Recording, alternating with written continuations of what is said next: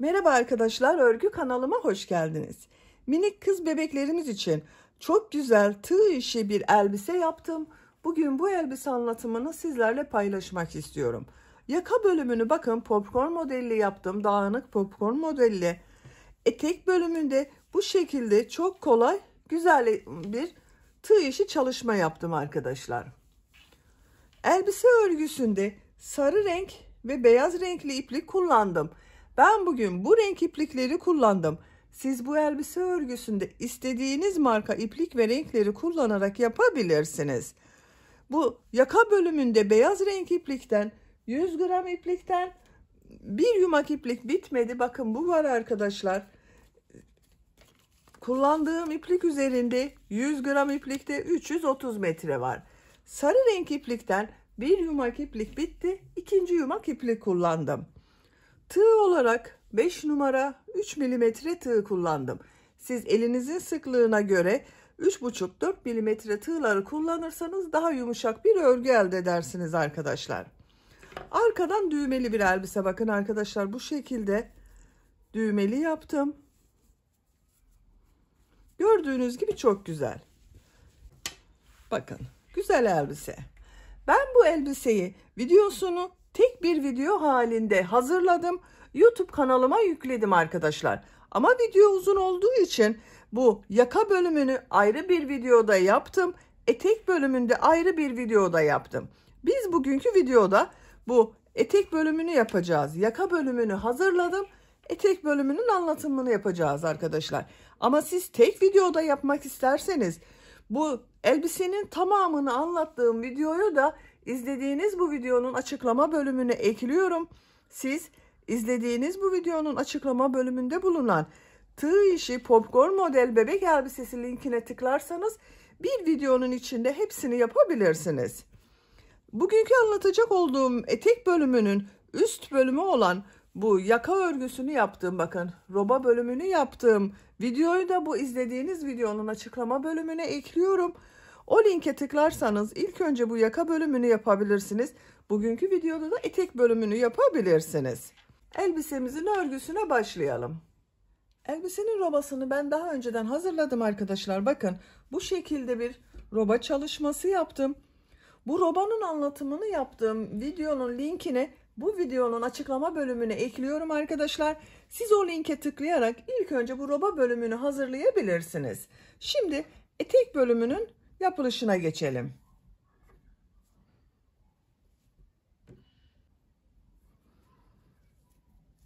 Bu ilmekten başlıyorum.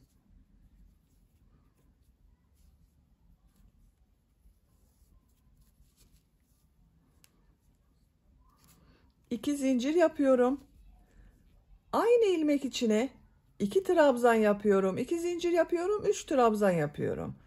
Bu 2 zincirde 1 trabzan oluyor. Bakın 3 trabzan oldu. 2 zincir yapıyorum. 3 trabzan yapıyorum.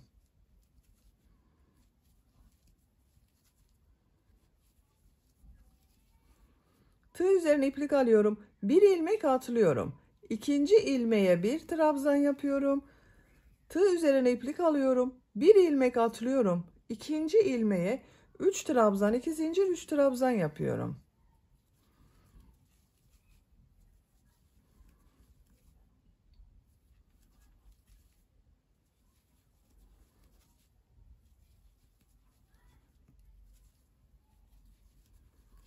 Üç trabzan, 2 zincir, 3 trabzan yaptım. Bir ilmek atlıyorum. Bir trabzan yapıyorum. Bir ilmek atlıyorum. 3 trabzan, 2 zincir, 3 trabzan yapıyorum.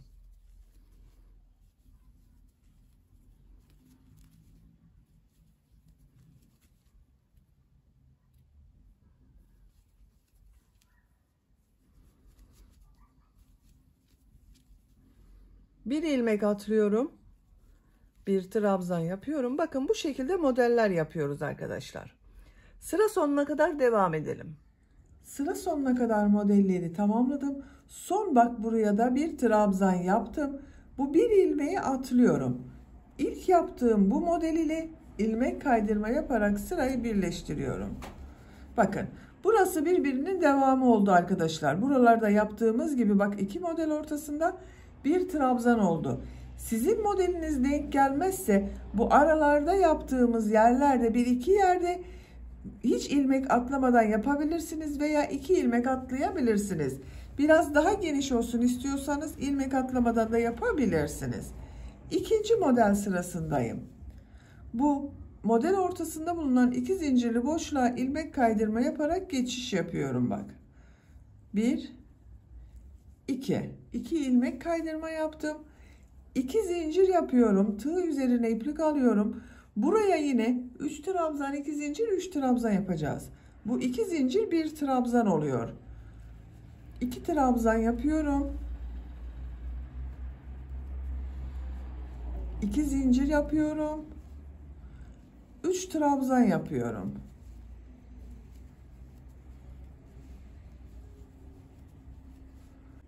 Tığ üzerine iplik alıyorum. Bu bir trabzan üzerine 2 trabzan yapıyorum. 1 2 Tığ üzerine iplik alıyorum. Model ortasında bulunan bu 2 zincir üzerine 3 trabzan, 2 zincir, 3 trabzan yapıyorum.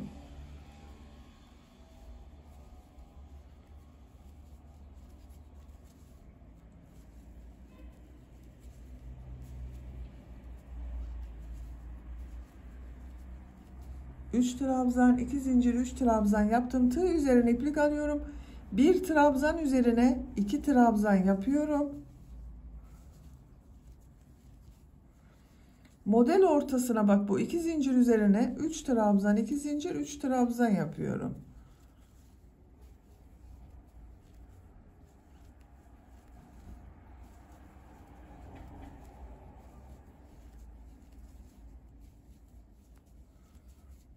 Tığ üzerine iplik alıyorum. Bir trabzan üzerine 2 trabzan yapıyorum. Bak bu şekilde oluyor. Sıra sonuna kadar devam edelim. Sıra sonuna kadar tamamladım. Son olarak bak buraya bir trabzan üzerine 2 trabzan yaptım. Bu ilmek ile ilk yaptığım bu modeli ilmek kaydırma yaparak sırayı birleştiriyorum. Bakın arkadaşlar. İkinci sırasını tamamladık model sırasının. Üçüncü model sırasındayım. İlmek kaydırma yaparak bu 2 zincirli boşluğa geçiş yapıyorum. Bir ilmek kaydırma yapıyorum. İkinci ilmek kaydırma yapıyorum. 2 zincir yapıyorum. Tığ üzerine iplik alıyorum. 2 trabzan, 2 zincir, 3 trabzan yapıyorum. Bak. Bu 2 zincirle 3 trabzan oldu yine.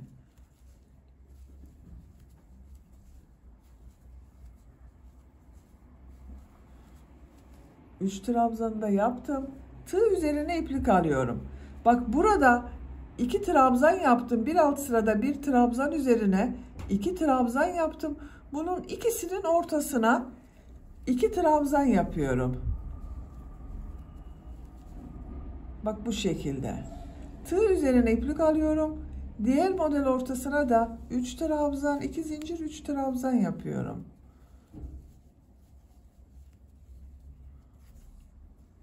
İki zincir yapıyorum. 3 trabzan yapıyorum. Tığ üzerine iplik alıyorum. Bak bu 2 trabzanın ortasına arkadaşlar 2 trabzan yapıyorum.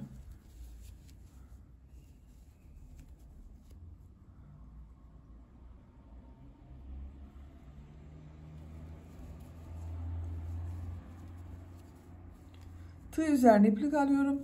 Diğer model ortasına da 3 trabzan, 2 zincir, 3 trabzan yapıyorum. Bak bu şekilde oluyor. Sıra sonuna kadar devam edelim. Sıra sonuna kadar tamamladım.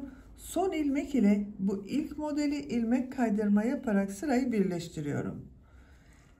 İlmek kaydırma yaparak bu 2 zincirli boşluğa geçiyorum. 1 2 ilmek kaydırma yaptım. 2 zincir yapıyorum. 2 trabzan yapıyorum. Bu 3 trabzan, 2 zincir, 3 trabzan olarak devam edecek arkadaşlar. 2 zincir yaptım. 3 trabzan yapıyorum. Bak. 3 trabzan, 2 zincir, 3 trabzan oldu. Tığ üzerine iplik alıyorum. Bak bu 2 trabzanın ortasına 2 trabzan yapıyorum. Tığ üzerine iplik alıyorum. Bu 2 zincir üzerine 3 trabzan, 2 zincir, 3 trabzan yapıyorum.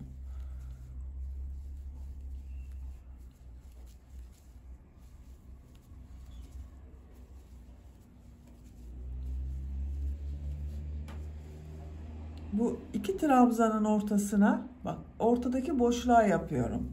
2 trabzan yapıyorum.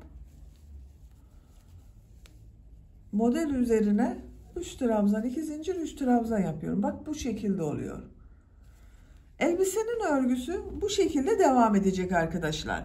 Yapacak olduğunuz çocuğun büyüklüğüne ve tercihine göre bu model sıralarını tekrarlayarak elbisenin etek örgüsünü tamamlayalım. Elbisenin etek bölümünü 20 model sırası olarak yaptım. 1, 2, 3, 4, 5, 6, 7, 8, 9, 10, 11, 12, 13, 14, 15, 16, 17, 18, 19, 20. Bu yükseklik benim yapacağım ölçü için yeterli arkadaşlar. Siz tercihinize göre 1-2 sıra devam edebilirsiniz veya 1-2 sıra önceden bırakabilirsiniz. Bakın görüntüsü böyle oldu. En son ilmek kaydırma yaparak birleştirdim. Burada bitirmiyorum. Son sırayı yapacağız. Pıtırcıklı model yapacağız arkadaşlar. Tığ üzerine iplik alıyorum. Bakın bu 2 zincirli boşluğa bir trabzan yapıyorum. 2 zincir yapıyorum. Yaptığım trabzanı boşluktan alıyorum. Sık iğne yapıyorum. Bakın pıtırcık modeli yaptım. Tığ üzerine iplik alıyorum. Bir trabzan yapıyorum. 2 zincir yapıyorum. Pıtırcık yapıyorum.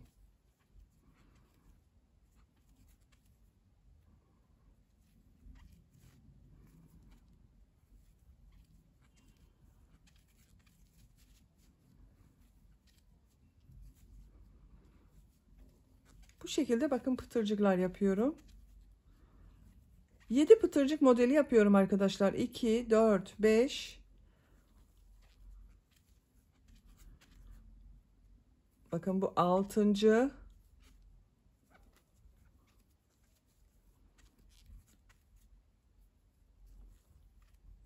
7. 7 pıtırcık modeli yaptım.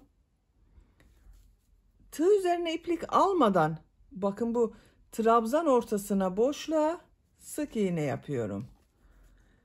Tığ üzerine iplik alıyorum. Buraya da yine burada yaptığım gibi 7 pıtırcık modeli yapıyorum.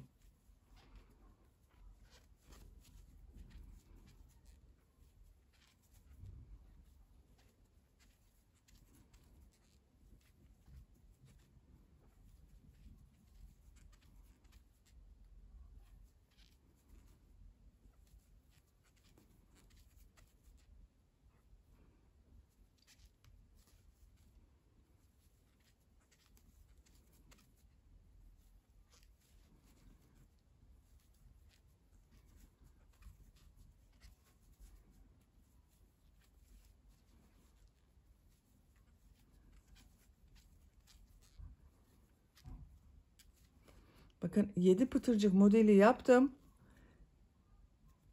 Bu 2 trabzan ortasına sık iğne yapıyorum. Diğer model üzerine yine pıtırcıklar yapıyorum. Bakın görüntü böyle. Sıra sonuna kadar devam edelim. Sıra sonuna kadar yaptım. Son modeli bu ilk ilmek ile ilmek kaydırma yaparak birleştiriyorum. İpliği kesiyorum.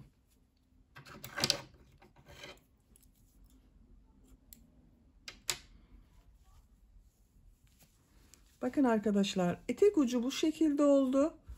Güzel oldu bakın.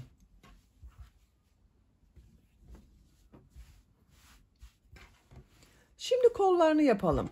Kol örgüsünün birisini bakın ben bu şekilde yaptım. Diğer kol örgüsünü sizinle birlikte yapalım. Kol altından başlıyorum. İplik bağlıyorum. İlmek yapıyorum. Tığ üzerine iplik alıyorum. Bir ilmeği atlıyorum. İkinci ilmek üzerine 3 trabzan yapıyorum.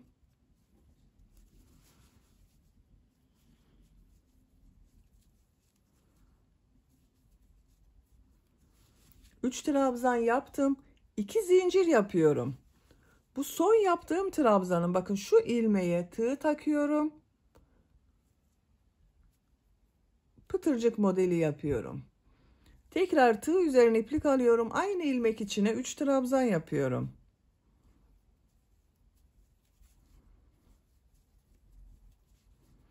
Bir ilmek atlıyorum. İkinci ilmeğe bir sık iğne yapıyorum. Bir ilmek atlıyorum. 3 trabzan yapıyorum. Model yapıyorum yine.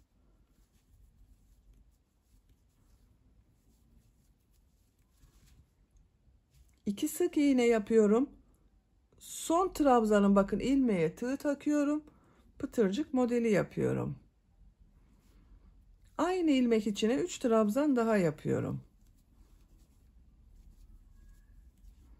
Bir ilmek atlıyorum. Sık iğne yapıyorum.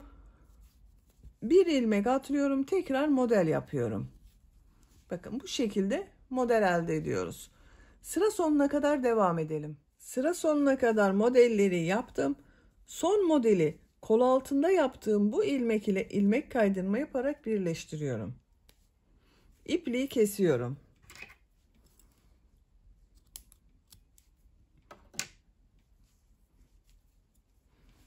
Bakın arkadaşlar, kol modeli böyle oldu. 2, 4, 6, 8, 10 model yaptım kolda. Diğer kol örgüsünde bu kol örgüsü başlayıp yapabilirsiniz arkadaşlar. Bakın. Bu şekilde oldu. Çok güzel uyumlu da oldu arkadaşlar. Şimdi yaka çevresinde pıtırcık modelleri yapıyorum. Minik pıtırcıklar yapacağız. Burada yaptığımız gibi pıtırcık modelleri yapacağız. Bu ilmekten başlıyorum. Bir ilmek yapıyorum. 2 zincir yapıyorum. Sık iğne yapıyorum. Bir ilmek atlıyorum. Bu ilmek içine bir sık iğne, 2 zincir, bir sık iğne yapıyorum.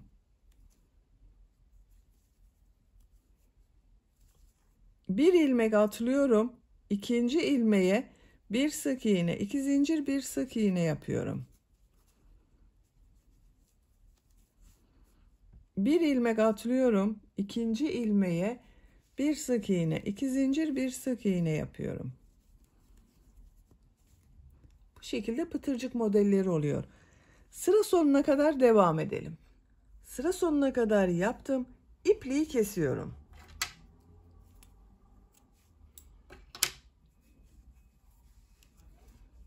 Bakın arkadaşlar, yaka çevresinde pıtırcık modelleri yaptım. Görüntüsü bu şekilde oldu. Buraya düğmelerini dikerek kullanabiliriz artık. Elbisenin örgüsünü de bitirmiş oldum. Bakın çok güzel bir elbise yaptık birlikte.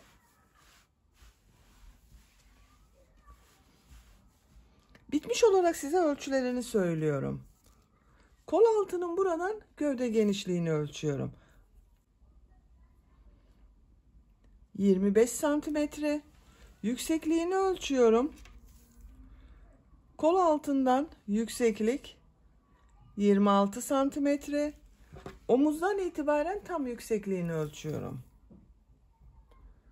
40 santimetre.